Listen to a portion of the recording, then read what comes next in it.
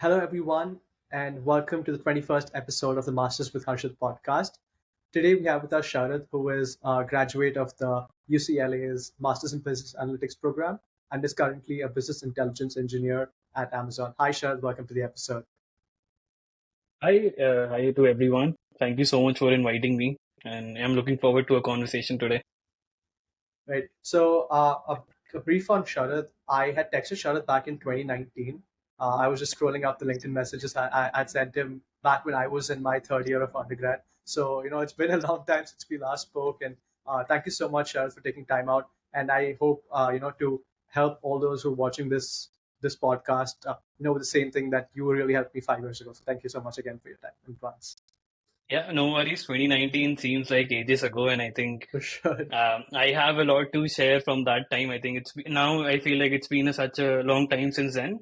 Feel like Correct. a different person altogether, but I Absolutely. do have I feel like I can share a lot about the time when I was applying for universities. Correct, for sure.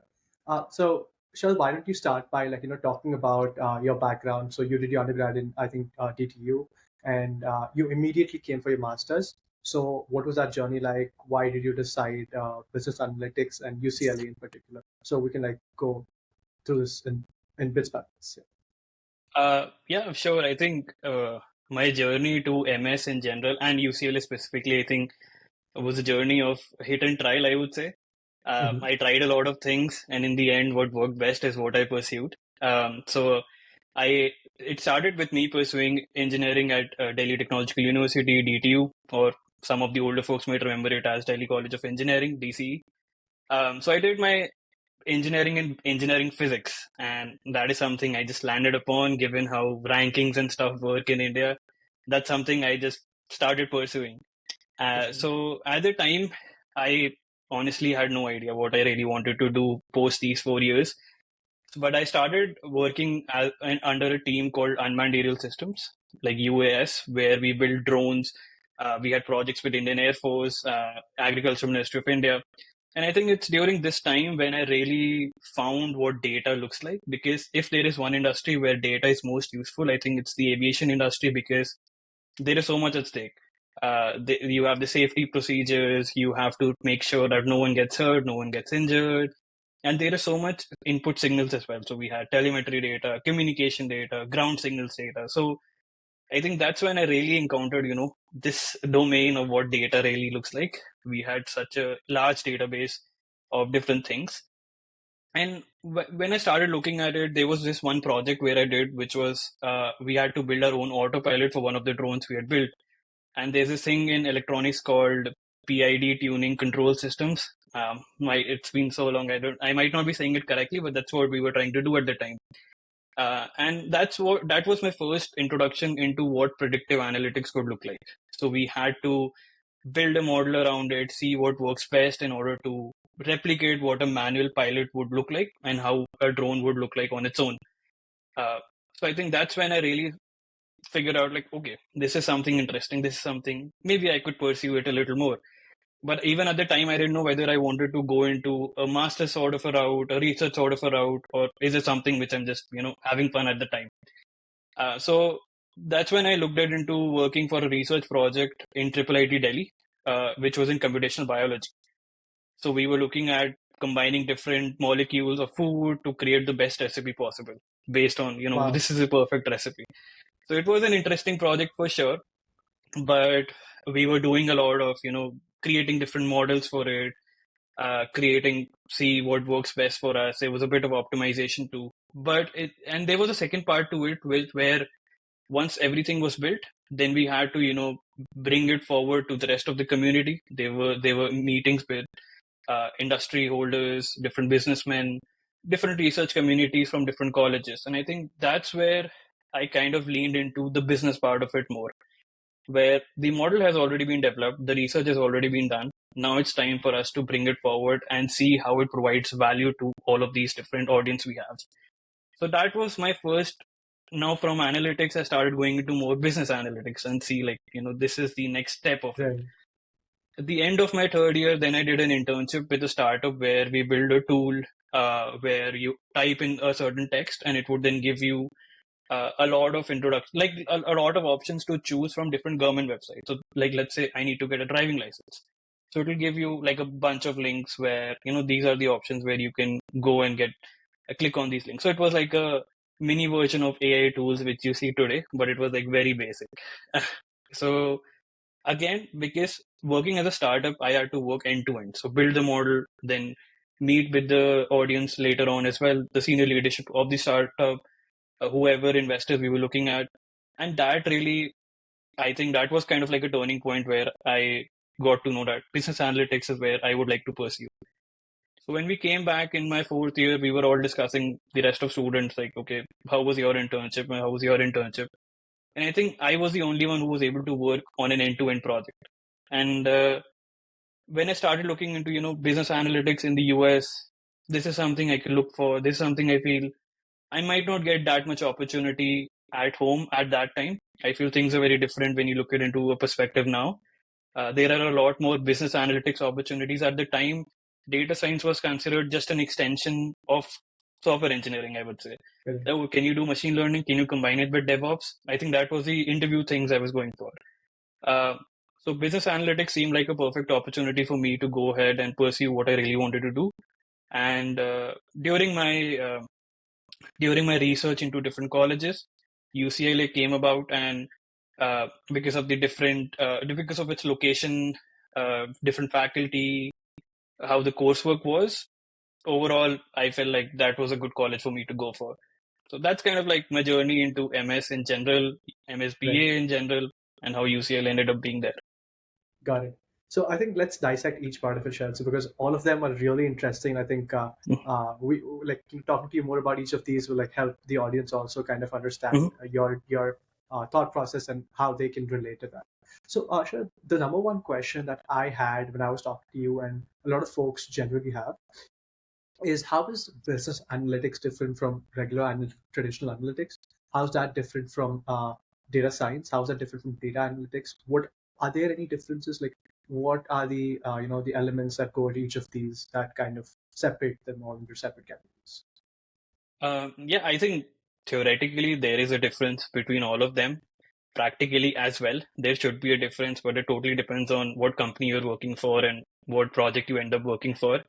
Right, As a BIE, sometimes I work totally data science related projects, sometimes I work totally data engineering related projects, um, and sometimes it's just basic data analysis as well. So it totally depends on um, what role and what company you go for. But let's take a step back and look at it in a practical way, how those could be different. So I feel if on a scale of 1 to 100, where we put the split between tech and business is how I define all of these would be. And it's the split, if you put the split at 40 to 60 or 60 to 40, defines those roles. So for a business analytics, I feel the split is somewhere close to 55 business and 45 tech, because you're using the tech part of things as a means to an end rather than it being completely your work on a day-to-day basis. You I don't care what the model or how complicated the model could be, but as long as it helps me grow the business at the end of the day, that's what I care about. I think that's where got it. business analytics come into the picture. Data science would be 60% tech, 40% business. And there are people who would put it either ways, and it's Right, an interchangeable field. right, But that's how I would put it, because data science would involve a lot more of the understanding of how the data works in the way the technology side of the data works. So are you able to right. create The models, model, how the understanding the model experimentation works? itself. Exactly. So and then applying it to how the business works as well. Data analysis is somewhere in between, where depending on the situation, depending on the need, you could either fill in both the boots. So there could be projects where you could be working on the data science things, you could be working on the business analytics part of it as well. So I feel data analytics in all of these three is the most fluid and gives you the most opportunity to experiment, as well as uh, find your niche basically. So it's a more generic role, where business analytics and data science I feel are more niche than data analytics. Got it. I think that that's a great way to put it, and does make sense. So, Sharad, at what point? So, when you were talking about your journey, I understood the end-to-end project and startup, and like how Mhm. that could have helped you, pivoted you towards business analytics. But when was it that you realized you did not want to be like in the pure analytics space or pure data science space, but a mix? So Mhm. I remember you talking about the I think Triple I Delhi Mhm. project as well. Right? So was that the thing, or what exactly there did you realize that you're more of a people person and like a technical person, so that's why it made sense, or what was that?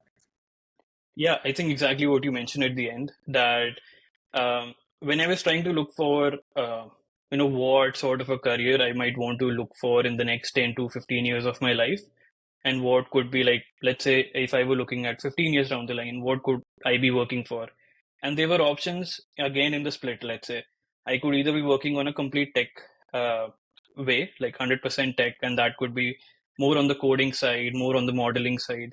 And that is something which I felt interesting, but it did not really align with how I might look at, because a professional goal it has to go along with your personal goals as well, and how your personal personality revolves around it. And I think it just did not. I could not just sit in front of a laptop code all day long. I think I'm more of a people person as well. I wouldn't call myself an introvert and an extrovert, somewhere in the middle, ambivert. That's what the term is. So it just did not really go along with my personal goals as well. My personal personality just did not align with it. Whereas on the data science front, again, it's not that I feel like data science is a too far-fetched thing that I never wanted to do or I still don't want to do. I think it's still very much in the mix on a day-to-day basis, where my next role I might want to go into data science. But even data science, I feel, consists of two things. First is you go into a heavy machine learning tech side of a thing in the data science, whereas the other side of it is where you go into more experimentation side, where you're doing a lot of A/B testing, you're doing a lot of experimentation, and that's when a lot of econometrics is involved as well. And I think that's where I would say is my kind of a goal, where I combine a lot of business as well as a lot of modeling as well. Uh, in all of these things, business analytics is the closest thing where I would say this circle of data science intersects with what I want.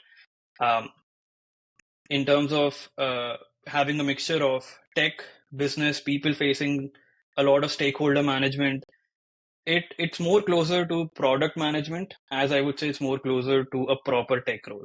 That's where the Makes middle sense. circle, that's the intersection where I feel like my personal personality, like in terms of just my Right, for sure. personality, yeah, professional goals kind of intersect. That does make sense, Yeah, right? Uh, yeah. so Shad, when you were applying, right? So the Hmm. business analytics program is now, it's I think becoming even Hmm. more popular as Hmm. days go by.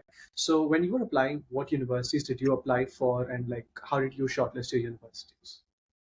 Yeah, to be honest, did not apply for a lot of universities. There was only like three, four universities that I applied for. Uh, And the reason for that was I wasn't too confident that I would get into any. So okay. I went like, okay, let's see how this goes. Let's see if I'm able to get into any of them. And if I Mhm. don't, I'll probably just apply next year.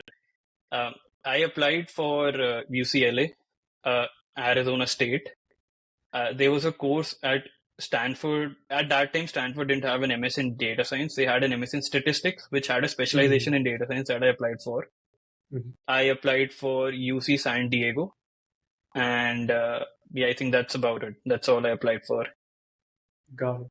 So, Ashil, why don't you talk to us about what the course structure at UCLA looked like? Mhm. So, how long was the program? Did you have a specialization and stuff like that? Yeah, the course was a 15-month course. So from August of 2019 till December of 2020 when I graduated, and it involved 4 quarters plus a summer internship. So that was like the total time period, total structure. And what was the second part of your question again? Sorry. Are there tracks and specializations in the Um, course, or is it just yeah. like So no specializations. I think internship. The difference between this MSBA course versus, let's say, for other MSBA courses was that this had a summer internship included, whereas when I was comparing it with mm, others, they did not. And I they think finish that in a is year? something, yeah, exactly. And I think that is because I was doing a direct transition from my undergrad to a master's without any work experience as such. I think that was something I put forward as an important thing to just, learn on the job, because I didn't want to uh, be open and like be fully Correct. exposed to how the corporate structure is, and then probably might not, like, it might take me a lot more time to settle. Whereas if I get the Absolutely. opportunity to work as an intern, I might be able to be more familiarize myself with all For of sure. this. Makes sense. So, Shraddha, how do you pick your courses? Are they compulsory courses and like electives? And like what kind of electives are there? What is that system? So our fall, spring, and winter quarter from August till summer, basically till June, we had fixed courses. So all three of these quarters, we were given fixed courses. The last quarter, when we come back from our summer internship, was a quarter filled with just electives. So we had an opportunity from a pool of subjects to choose which electives we could choose from, and the options were entertainment analytics, sports analytics. There was advanced machine learning, um, health analytics, healthcare analytics, I think.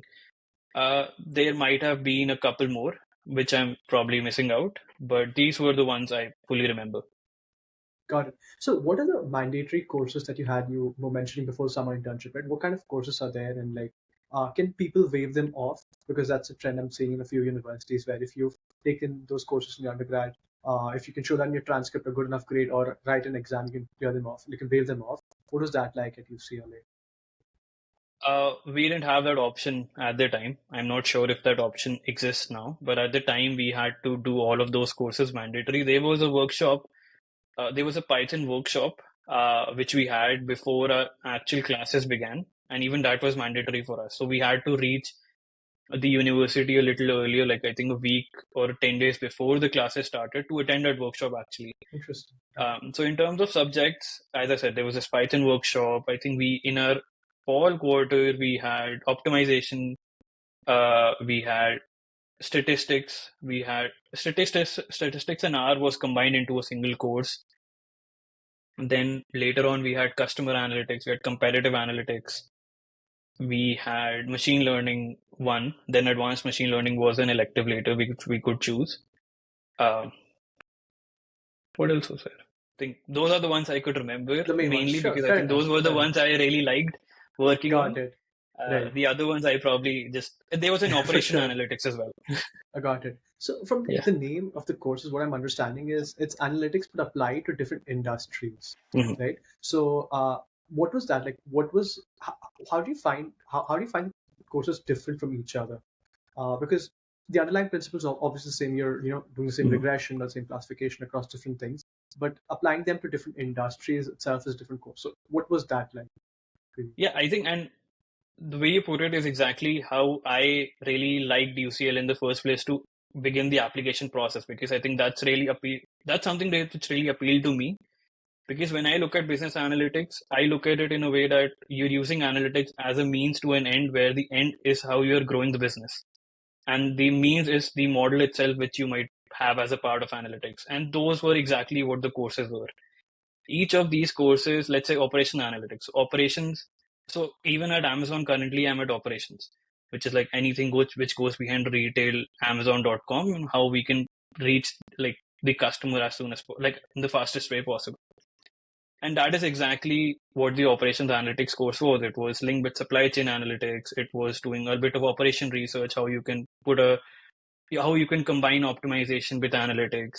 And the end goal is to make the supply chain faster. What are the different data points which you have to take into consideration when you're looking at a supply chain network?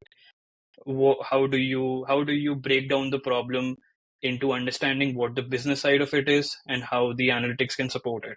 And that's how all of our courses was. Customer analytics was more catered towards how the websites are. Like when if you're looking at, let's say, Facebook, right? So a lot of it is related to user data. So how do you find these insights into user data? So we had a Right. case study within those which were related to Facebook in general, how we could look into what user behave. So it was linked with a lot of behavioral sciences as well. Like, this is how customers in general think. This is their psyche, and how you could use analytics to, deep dive into all of this. In terms of entertainment analytics, let's say, so entertainment analytics was, this is how the entertainment industry works, and this is how analytics can support it. Right. So one of my research projects when I was at UCLA was in the entertainment analytics itself, where we were trying to predict how because at that time COVID hit and movies weren't being released. So the project definition itself was once movies start hitting again in cinemas, what sort of a revenue hit they might have. Right. That's So interesting. this is how the courses were structured, where you're using analytics, but you're understanding how industries work as well. Right. I think that's very important thing, as like the name business analytics itself suggests. You're applying analytics and you're learning about different industries and how you can use the same algorithm in different ways, and understanding like how every industry is different. That's awesome. Mhm. So, Sharon, what was your class profile like? Like, what kind of students were getting in? What kind of backgrounds did they have? How many years of work experience? What was that like? Uh, at the time, we had 56 students. I know the current cohort has like I think 120 plus, so they have definitely been growing since then. In terms of class profile, we had people from all sorts of backgrounds. I know there were people from tech, there were people from finance, marketing, who had an economics background. There was someone from a history background as well. So it was a very diverse classroom for sure. In terms of experience, I feel 50% of the class, or let's say 40 to 50% of the class, was people who came directly from their undergrad, including me. And the rest was more skewed towards 4 to 5 years of experience Got before masters, and then they joined. I don't think there were a lot of people with that 1 to 2 years of experience in the middle. They were like two extremes, I would say. got But yeah, I think since then, as the class has grown, I think the diversity in those distribution would have also changed. obviously for sure that does make sense. That does make sense. So, Sharad, coming back to the business analytics as a whole, right? So, after you Mhm. do an MS in business analytics, what kind of career opportunities does one look at? Like, what kind of titles or roles do students typically end up at? Yeah, I think the best part about business analytics and how the courses are structured, at least at UCLA, where you had an opportunity to wet your toes in all sorts of things. So you had an opportunity to work more on machine learning if you wanted to. You had an opportunity to work on the engineering. So we had a course on data management as well, which is like data engineering focused. So if you wanted to pursue a career in data engineering, you get that too. So in terms of all of in my cohort, people move to BIE as me, business analyst, data analyst, data science. Someone even went to software engineering. Someone went for data engineering. I know people who went to product management as well. So it's again, it's again a very diverse, and it totally depends on what you put your preference on. The course itself gives you an opportunity to kickstart anything. Makes sense. Makes sense. So, sure. What was the approximate tuition fee structure like at UCLA? What were the scholarships, and what was that like? The fee structure was so in total, I took a loan for $65,000. I took a loan from Prodigy Finance, which helped me because I think Indian banks require a collateral, whereas they weren't requiring a collateral, and Correct. they would be able to fund like living expenses as well in the same loan. So that was something which I was trying to put as a priority. So overall, that was the cost structure. The cost breakdown was itself quarter wise. So we had a quarter system. So every quarter, a portion of it was being sent to the university. Got it. So 65,000 for like the whole course is for 1.5 years, how much it costs, right? Exactly. Yeah. Got it. And what is the living expense around like in UCLA? Because LA is, I'm assuming, a very expensive city as well. So Mhm.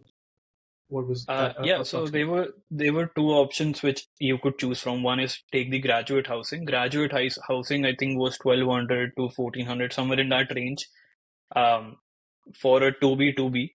Whereas what I did was a bunch of us just took an apartment and we were paying 750 to $800 per month individually, and we were five people living in a 2B. So Makes either sense. you could choose that option and save some money, or graduate housing was available, let's say $1,400 a month. And again, these rates are 5 years back. Given the property market, which have risen in the For last sure. 5 years, I'm sure they might be plus $200 since then. Of course. Yeah, yeah. Compared to NY, I think that's still good prices. Yeah. So, are there scholarships that are usually given out, Shad? Like, is that something that UCLA does? Because I know some programs and some universities do that, but was that the case at UCLA?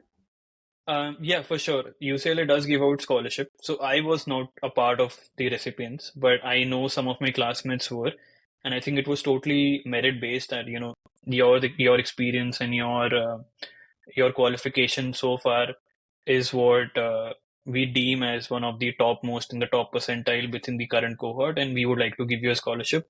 Um, so yeah, that's how scholarships were given. I know they were $5,000 or $10,000 at once. So I think top three or top four people were given $10,000. The next three or four were given $5,000, and that might constitute for like 15% of the cohort, I feel.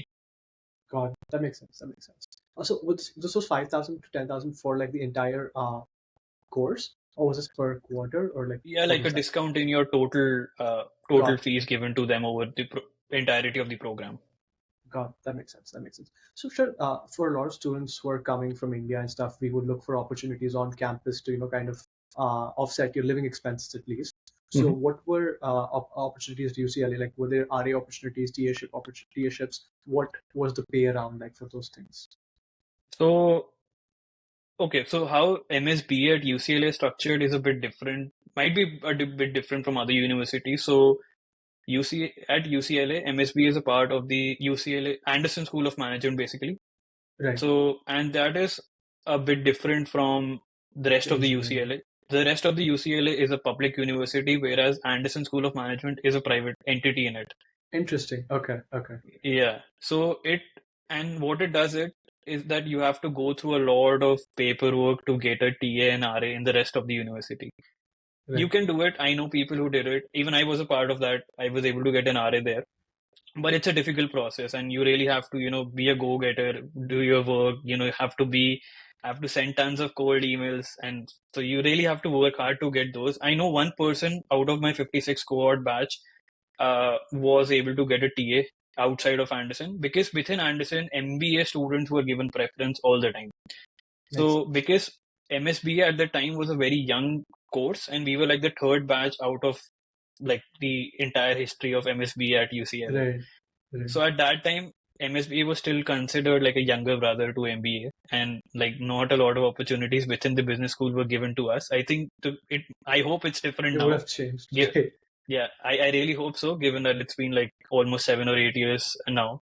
But that was the situation. It was hard to get it, but that doesn't mean that you cannot get it. So things were much easier for RA, because RA, there was a central page which goes on like, these are the research opportunities which are there. You could either go that way and reach out to them. You might have to convince them very hard that, this is what I'm right, offering. for This is what sure. I can Right. do, because we are not going to be staying there for too long, right? So within MSB, you're graduating in December. So that leaves out 6 month period where they feel that, you're not going to be there for 6 months. That's not going to work for us. Right, But then next best thing is to just send cold emails to anyone anyone you can for find sure. on internet within UCLA. And that's what Right. I did. So I was able to get a research assistantship, basically, at the end of my summer internship. So once my summer internship ended, for the remaining of my course from August to December, I was able to find an RA opportunity within Anderson itself. So that should be someone's first preference, is to find something within Within your school Anderson, itself. and then look for beyond Anderson. The pay was, I think, $20 an hour, which was able to, help me get along, pay my rent, and just sustain myself for the time being. For sure. That does make sense. That does make sense. Sure. Thank you. Yeah. So, sure, in addition to this, right? So, when you were applying for your internships and your job, what was that like? So, for a lot of students coming from India, adjusting to this new idea of companies not coming to campus and hiring and recruiting directly is very new. So, any tips or any tricks that you use that students who are listening to this, and something they can do before they come to university itself, because a lot of these positions open around the month of August, September for the internship, right? And it obviously goes on all the way till March, April of the summer itself, of the year of the summer itself. But is there any tip that you want to give that you think would help students who are watching this? Yeah, sure. I think I came directly from my undergrad, right? And I had no idea how to approach that, because the idea of finding a job was something still very new to me. Because Of course, my experience was just, companies would come, and then I can just sit in one of those companies in my undergrad, get something. and I was competing with people who had that experience, because they were a lot of 55 to 60% of the course was people who had 4 or 5 years of experience. And I used to feel so short of myself that, how am I going to compete with them? Because they knew how to do it. But I kind of used it as an opportunity to learn from them itself. That, can you teach me Absolutely. how I can, uh, how to approach this, how to find those things. So I think I really piggybacked a lot on my classmates, and, can you teach me this? That's Can you very teach good. me That that? is good, right? Yeah, I think I feel everyone, I feel if it's possible for anyone to do it, I think you just have to find what can help me find the job best. And I think that solution could be Absolutely. different for every individual. And I think that's what I um, did. Another thing I feel like I did well was that a lot of my friends and classmates, because we have some winter break basically in December, post fall quarter and start of winter quarter, which was like a 3 week break. A lot of the people went back home at the time. I stayed back and I was just like focused, because there was no jobs to get in that period. The Correct. entire This job was industry kind of shuts down during the holiday period. correct. And so I just put my foot down. I studied a lot. I prepared a lot in those 20 to 25 days. This is my time to get it done. And once winter quarter started, that's when opportunities start again. And I think that's Mm. where because of the preparation I had done in the December period, I just went full on, like, I'm going to network as much as I can, reach out to as many people as I can, apply to as many jobs as I can, and then eventually, I was able to get an internship. So I wouldn't say I did something different from any of this. This is something everyone would recommend you to do while you're in university. But I think it's just finding what works best for you. I think there are a lot of opportunities, a lot, no, not a lot. There are a lot of times when people get demotivated, or, things are not working, things are not doing well. But I feel the best way to get out of it is to find these little bits of innovation. Like as I said, right, I just piggybacked on my classmates. I wasn't feeling like, oh, Correct. I'm a little bit behind them. I just like, can you help me? Can you help me? I became like, okay, I don't know anything. Just help me as much as you can. Absolutely. And As far as you yeah. have the learning, the intent to learn, yeah, I think Mhm. that's very very important. Exactly. So, Yeah. Shar, what was the application timeline or like the application material as well for UCLA? Like, were there how many SOPs were there, and were there video essays, were there interviews? What was required? Yeah. So I think there were two SOPs, and SOPs, even they were like very concise SOPs, because I remember you had to write two SOPs for 200 words each. So 200 Whoa, words into two is like 400 words. So you had to put your entire SOP story in those 400 words. So it was a bit difficult process. I think I worked on so many different drafts to, get the best version out. I had it reviewed by so many different people, like, what is your opinion? What is your opinion? But in the end, that's what I submitted. Uh, Once you submit the application, there is an interview as well before you eventually receive and admit. And the interview for me was taken by the director of the program, in which I had to create a presentation of 5 slides, not 5 slides. I had to create a presentation for 5 minutes and present it. And it was a 30-minute interview. So we went through the presentation within the 5 to 7 minutes. And then the rest of the interview was focused on what the slide was about, why I wanted to go into UCLA, how UCLA can help me, take my career further and stuff around that. So I think that interview, they select the reason the acceptance rate for UCLA is a very low number is because it's like a two-fold process. So first they filter out a lot of people for the interview process, and then the second step is the interview process again, itself. Yeah. right. So, was this the presentation? The presentation you just spoke about, is that uh, literally what you want to do at UCLA and why you're applying for UCLA? Is that the presentation? No, there was no topic for the presentation. That's the thing. It was such an open-ended Oh, presentation that you could do anything. oh, got it. So they just said, "Can you give a 5 minute presentation?" And that's all. Okay, And the when I asked them what the presentation should be about, they said it's right. up to you. Wow. So what I essentially did was I connected. I mentioned, right, like my internship experience, which eventually helped me gain experience into, like, this is why I want to do MSBA. I think I just mentioned those points there. This is what my internship experience was in one slide. This is what I learned. And third slide, fourth slide was like, this is if UCLA comes into the picture, this is how I envision my future career to look like. And that's what the Smart, narrative yeah. I thought there. So that was the narrative. That was the rest of the interview as well, because the questions he asked me was, why do you want to get into UCLA? How UCLA can help you bring your career forward? And those were the answers I had already put in my slide. Got it. So, Sharad, did you talk to seniors or like people who were in the current, who were year seniors at UCLA about what to expect and stuff like that? Mhm. Was this material available online? Like, how did you prepare for the interview at least? Uh, yeah, none of it was available online because, as I said, this was just the third cohort of MSBA at UCLA. So there was little to no information available, but I was able to connect with a lot of seniors on LinkedIn, and I'm thankful to each one of them because I think it's like the culture of UCLA is that each one of the alumni network of UCLA is something which really helped, like made me finalize my decision because I feel it's such a tight knit community that everyone is there for every person. If like all I have to say is like greetings from a fellow Bruin, and that's it. Whatever I Wow, need to get done, I can get done. that's a cheat And same code. way. Got it. Right. Yeah, that's a cheat code, and I am the same way. Like if there are a lot Right. of people who reach out to me, like who are currently at UCLA or have graduated from UCLA in the past couple of years, and they would be like, can we have a conversation? And I'm always there. Right. So I think that's the culture. Absolutely. Alumni culture of UCLA is very strong, and I think that's what everyone I reached out to when I was looking for the application process, each one of them helped me a lot. That makes sense. That does make sense. And going back to your SOP discussion, the only reason I didn't apply for UCLA's MSCS when I was applying was because the SOP was 500 words, and I had a SOP of 1,000 words, and there was no way I could bring it down to 500. So I thought Yeah. I'm just not going to apply for it. Yeah, Yeah. I was just motivated to apply for UCLA because I think the course structure. So there were three things mainly which led me to, go for like, because as I said, I only applied for 3 to 4 colleges. So I had to, narrow it down to which ones I do. Because I just wanted to maximize, even though I was not confident enough that I might get something, I wanted to maximize my opportunity.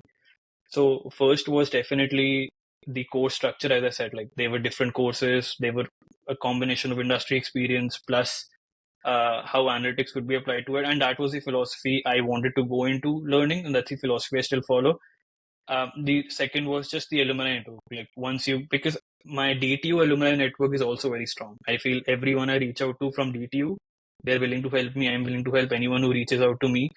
Uh, so I think also DTU has I think DTU gave me that idea of what an alumni network should look like. And that's what I was expecting from a certain Makes university. And sense. UCLA kind of just aligned to it. Like, both of them, even at this point, any senior I reach out to from both these universities could be there to help me. I am there to help anyone who reaches out to me. So that was again a big consideration because when you look for jobs, networking, it just provides you that impetus to network even further Correct. if you For have sure. that common university. And the next was just location. I think just being in California was something I was looking forward to. LA was a good experience in every way. So yeah, all of these things combined just gave me the motivation to, just write those 400 words. Absolutely, absolutely. I think another important part, Sharad, is that the whole the idea or like the concept of the program being housed in the business school itself like gives you an idea of what flavor to expect, right? So these are Mhm. not technical professors who will come and like probably lecture to you. These are I'm assuming you'll have professors who are taking the MBA classes also, like some professors taking these classes as well, right? For you guys, so I can imagine the kind of the atmosphere that you would be around, like surrounded by all these MBA kids and stuff like that. So that in itself is like a huge, I think, a differentiator. The network also of the MBA students more is like a very different experience than what you would have if it was housed in an engineering school. For sure, for sure. I think because as I said, right, at the time, MSBA was such a young course in itself. So they didn't really have any specialized professors who were just MSBA professors. We had professors from engineering. Whenever there was a technical course, let's say data management, or we had a SQL course as well, machine learning, they would invite you professors from the engineering school to take those courses. But whenever we had courses from industry specific courses, we had people from already existing MBA courses who would come and take it. Right. So we got an exposure into both sides of things, like how technical in terms of deep diving into how those things work, whereas how to connect it with the industry, specific to whatever the professors were teaching. So it was definitely a good environment to be in. Like, I feel a little sad that it got cut short due to COVID when I was there. But while I was there at UCLA in person, I think it was a fantastic experience to be a part of. We had a lot of mixers as well, where we would connect with MBA students. There was an incubator as well, where a lot of MBA students were starting their own companies. So we got exposure to, just be a part of it, learn how startups there were. These were startups which were just becoming startups, let's say. So business school in itself, I feel, is a very different beast as compared to an engineering school, where a lot emphasis is given to, what's the next technology coming out of it, what's the next best solution coming out of it. Whereas a solution is only a solution, like for an experiment to be a solution, it has to have a business value. I feel that's how I would put Absolutely. it. For sure. I think I can understand where you're coming from, what you're talking about. So that's Mhm. really cool.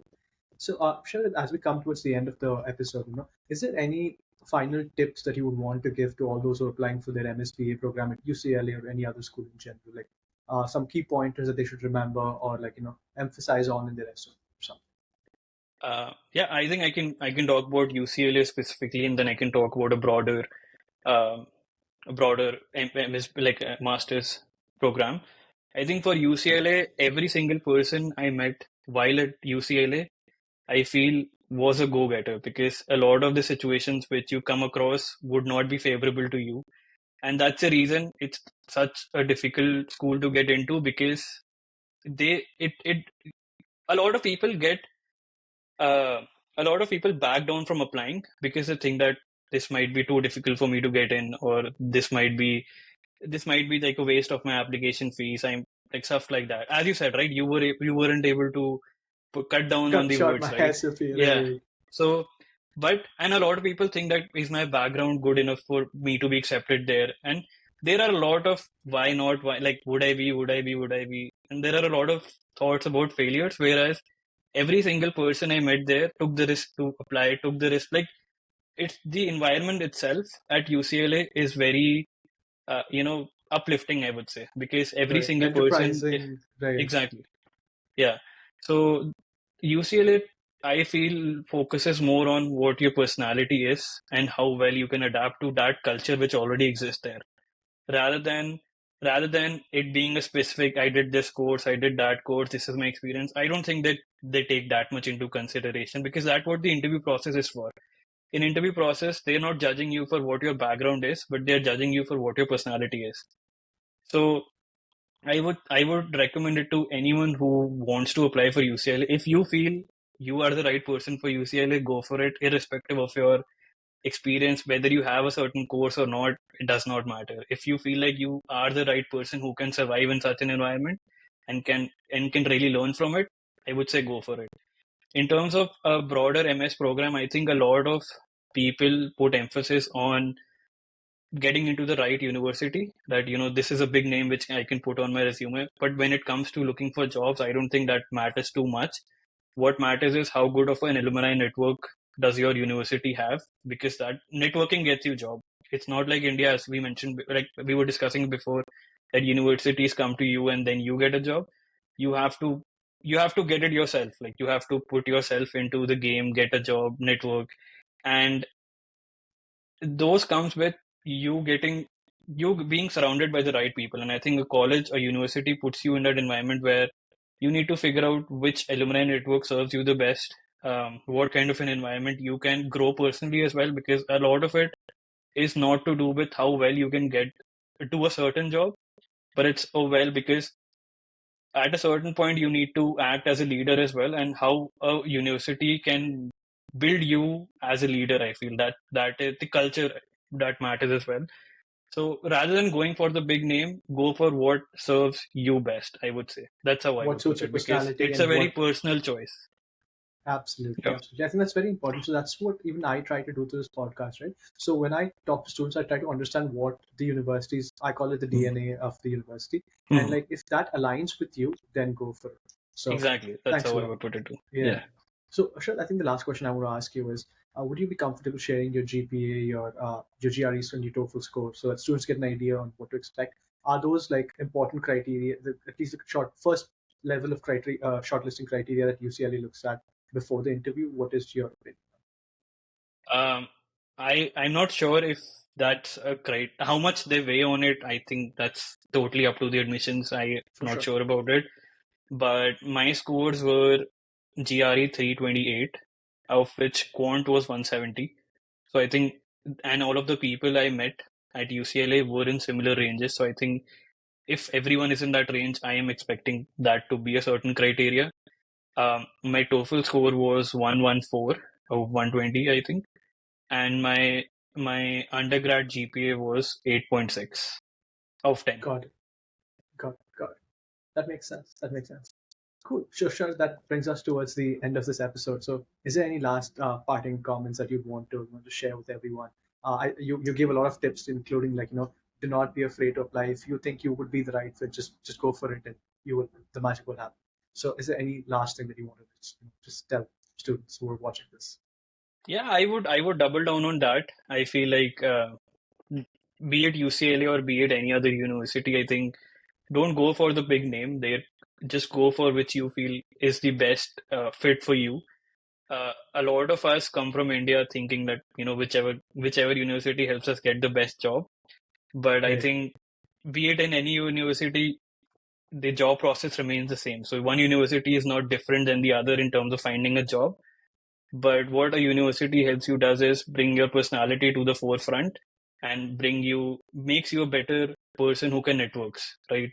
So I think that's what the main emphasis should be on. Yeah, there are a lot of other things like, okay, location as well as course structure. So those also come into the picture in the same way. So one of my friends is who did MS in DS from NYU, and he was working on something like there's a thing in machine learning. He was working on creating a replica of Atom Optimizer and doing things around it. So I feel that's another field. If that's something you enjoy doing, he really enjoyed it. He's working at Walmart building similar things. So I feel if that is something you enjoy, that's the program for you. And in that way, that's how I meant. Because Right. I really aligned with the course structure here because combining industry with analytics, this works for me. So focus on what you can learn while being there because my program was cut short due to COVID, and I really still to this day crib about Miss it that. that had I gotten an opportunity to be there for all of my entirety, I would have loved it. Right. But I'm still thankful for all of the months I was able to spend. Absolutely. That makes sense. Thanks a lot, Shah. This was an amazing episode, and I'm sure a lot of value has been added to all those watching. So thank you so much for your time, Shah. Yeah, thank you so much for inviting me, and I think you can reach anyone can reach out to me on LinkedIn. As I said, the culture of DTU as well as UCLA, which are the two universities I've been to, is always there to help others. So anyone who reaches out to me, I'm always there to help. I can completely second that. So when I reached out to Sharad back in 2019, I had like barely any connections on LinkedIn. I was completely fresh, and I just cold texted him, and I was like, "Hey, can you just like have a look at my LinkedIn profile? What does it take to get in and stuff like that?" And he was really helpful. And coming from a student, a current student, I know how busy stuff can be. So thank you so much, Sharad, for back then and now as well. Yeah, always. Thank you so much again for having me on this podcast, and uh, yeah, thank you. Awesome. Thank you everyone for watching this episode. If you liked it, please hit the like and subscribe button. And I hope to see you for the next episode. Thank you.